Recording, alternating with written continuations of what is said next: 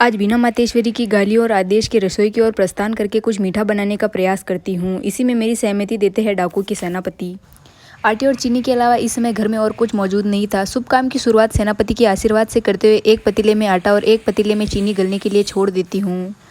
यह कार्यक्रम मातेश्वरी की गैर मौजूदगी में हो रहा था तो मन को थोड़ा सा भय था कि इन सब चीज़ों का निरीक्षण करने के बाद मातेश्वरी की क्या प्रतिक्रिया होगी।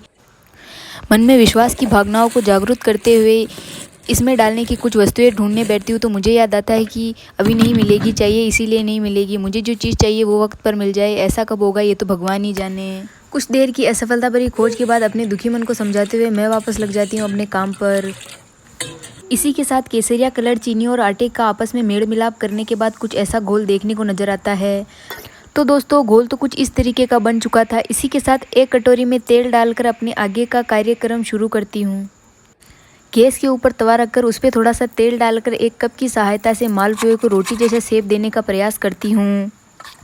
पूरी तरह से जी तोड़ कोशिश करने के बाद भी इसको गोल नहीं बना पाई। यही देखकर मन में विचार आता है कि अक्ल बड़ी या भैंस। खैर छोड़ो, मेरी नज़रों में तो अभी भी बड़ापन भैंस का ही है। इसी के साथ कुछ देर तक अल्टा पल्टी का कार्यक्रम जारी रखने के बाद ये बनकर तैयार हो ही जाता है। मेरे हिसाब से स्वाद की जांच करने के लिए जज को बैठा दिया जाता है फैसला सुनाने के लिए। जज साहब की खाने की और पूरी तरह से दिलचस्पी देखने के बाद यकीन हो जाता है कि घर वाले सही बोलते हैं कि बाकी सब चीज़ें छोड़ दे, खाबा का मामला में तो थनीस जाए। सारे सबूतों और गवाहों को मद्देनजर रखते हुए यह अदालत इस फैसले पर पहुंची है कि पकवान अच्छा बना है। ऐसे खुशी भरे माहौल में खबरदार अगर किसी ने शक्ल को देखकर मुद्दा उठाने की कोशिश करी तो